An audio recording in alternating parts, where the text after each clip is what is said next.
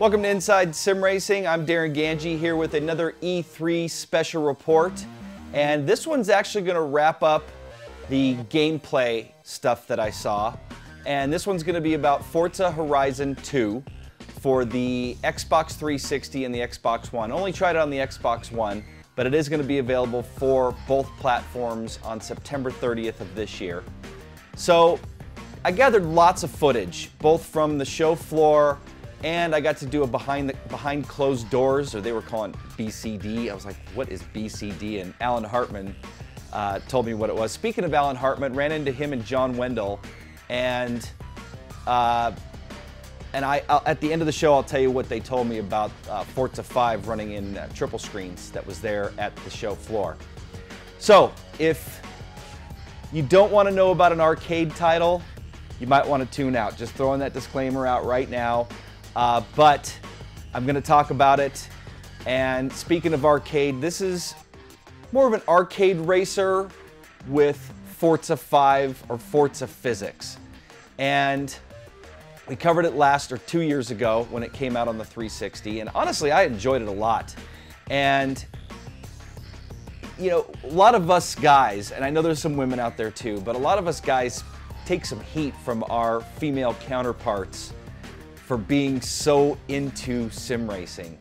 And honestly, I got my wife into it, and she enjoys sim racing. Has run some pretty hardcore races. She has an iRacing account, and she loves rally racing. But honestly, she loved Forza Horizon. So maybe you guys out there, before you tune out, if you're looking for a title and you have a 360 or an Xbox One that maybe your female counterpart, or whatever it may be, friend, whatever, that want to get something that's not as hardcore and a little more on the fun side or arcade side, this may be a great title. So anyway, a little more about Forza Horizon. Oh, before I get to that though, I'm gonna run a second video with just raw gameplay. I'm gonna throw our intro in.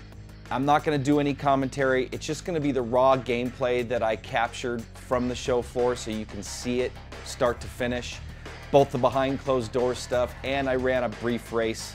Gotta say, I ran like crap. Oh, I also have to say, no wheels set up, and I was really bummed. I was hoping that, and this is the case a couple years back too at E3 when we saw Forza Horizon, the first one. They didn't have it set up with a wheel. And actually, I'll get into that. This is going to be compatible with wheels. I did ask that question in the behind closed door session, so I would imagine it's going to feel very similar to Forza 5, which I've got up right there. And actually, you may have watched my test drive at Nordschleife in the McLaren P1, which was a blast. So anyway, Forza Horizon 2 is going to be compatible with wheels. Again, it's going to be on the 360 and the Xbox One. One of the questions that came up in my behind closed door session, why is it only running at 30 frames a second, or is it going to be at 30 frames? I had no idea. Forza 5 runs at 60.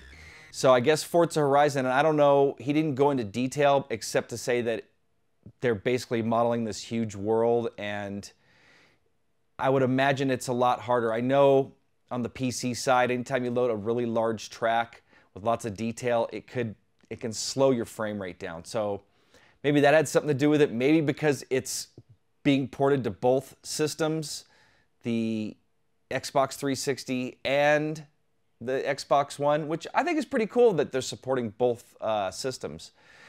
So a little bit more about Forza Horizon now. Developed by Playground Games and Turn 10. It's the next evolution of the Forza graphic engine and delivers full day and night cycle with weather, lighting, and visual effects. Going to be an open world environment where you can smash through fences onto backcountry dirt trails, plow through fields and forests, and discover new shortcuts on your thrilling high-speed adventures. Needless to say, I didn't write that. This is on their website. Take risks and earn rewards for showing off your driving skills and style. Jump between solo and online play instantly. No lobbies, no waiting. Join or create your own car club of up to 1,000 members to expand your network of friends and rule the leaderboards. In solo play, Drivatar technology fills your world with your friends even when they aren't online with you, which will only be on the Xbox One. So Drivatar technology will not be available on the 360 version. More than 200 cars to drive, from extreme off-roaders to modern supercars, classic muscle, and more. So if this is going to be like Forza Horizon, the first one, again, Forza physics and handling and force feedback in an arcade-style open-world racer. And based on the test drive I took, although it was only with a gamepad, and honestly I drove like crap, I said this on my Project Cars piece, I am not a gamepad racer. Again, if I practiced, I might be able to, get used to it, but I got to hand it to you guys out there that have mastered using a gamepad and control cars like you can, with the gamepad, because, man, kudos to you guys. It is definitely difficult. So again, I ran this quick race, going to show you some footage of it here. And first up, I have to say, I'm a little disappointed that the day-to-night transitions and weather effects are coming first to Forza Horizon, and they weren't in a Forza Motorsport title. Now, I'm hoping what this is telling me is that in Forza Motorsport 6, and based on the development cycle, is going to be available next year, and this is just me guessing. They did not tell me this. But hopefully these things are going to be on the Forza Motorsport 6 title that's coming eventually. A lot of us have been wanting that day-to-night transition and weather effects. And again, it's kind of a bummer that Horizon's getting it first. So, Simcade, arcade, or simulation? I'd say more on the arcade side with simulation, handling, and physics. There's no track style racing, and more of a focus is geared toward the large open world and social aspect, along with the whole music or festival atmosphere that was part of the original Forza Horizon title.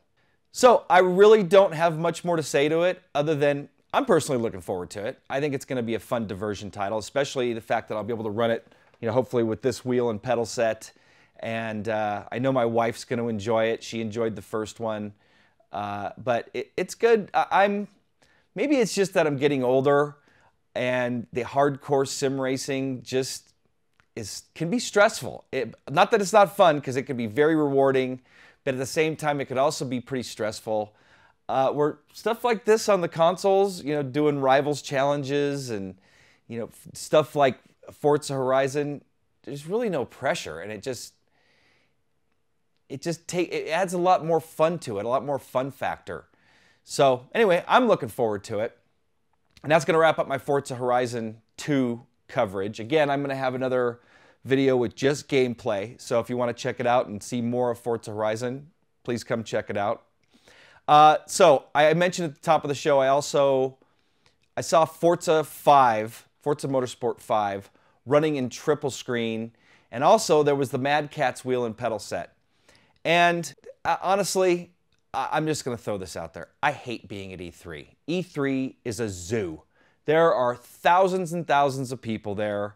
And honestly, I'm just there to cover what I can, meet up with people like I met with Thrustmaster behind the scenes. I met with the guys from Slightly Mad behind the scenes and play seat. And for that, I enjoy being there. But for the crowds and the mayhem, I hate it. This is like the 5th year I've been there. So anyway, what I'm getting to is I did not try the Mad Catz wheel with Forza 5. And the reason why is there was a line, and although some of you may think I'm a pushy guy, I'm not. I guess I'm a little on the shy side, and I don't want to make waves. And the last thing I wanted to do, and there was a line for people to try that setup. And the last thing I wanted to do, and there was only one setup. There was only that one triple screen setup, and I have a little bit of footage of it here.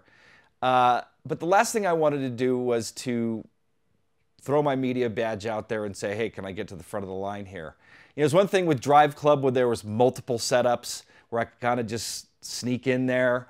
And in the past, when we've done Forza or Gran Turismo, when they have 10 pods running, that's one thing. But anyway, to take over that one machine, I just didn't feel comfortable with it. So, and John Wendell actually had told me he would get me to the front of the line, but I didn't want to throw out my media card and be the pushy media guy and get to the front of the line. So I didn't try it. I figured I'd try Nordschleife when I got home.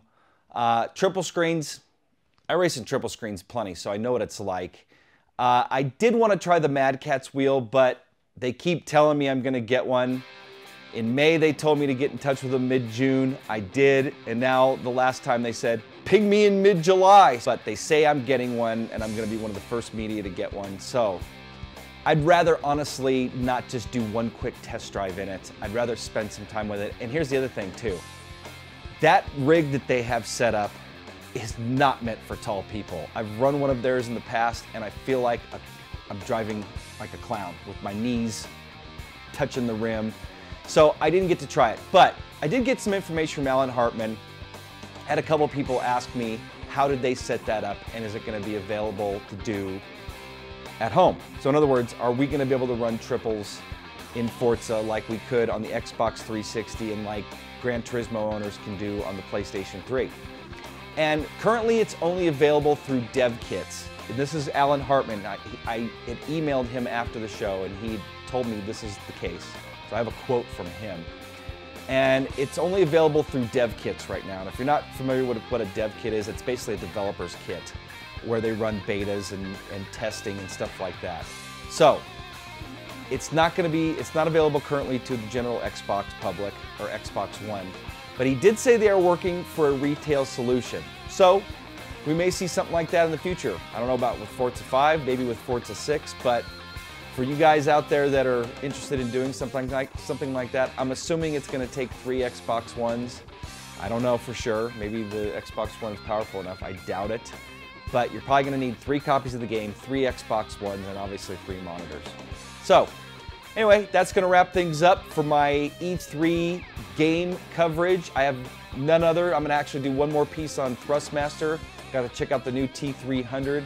That's going to be for another piece though. So hopefully you've enjoyed this show. We'd love to have you come visit our website. I've got a link right here at the bottom of the screen. If you're on your PC, you can just click on it. I'll have an annotation. It'll take you to our website. If you're on your tablet or mobile device, just come to isrtv.com. We've got a forum and lots of information there about Forza, every title there is in sim racing, and every piece of hardware you can think of, and a great community that frequents that section and provides help if you ever need it for whatever it may be. Ask a question, I guarantee it's answered within 24 hours.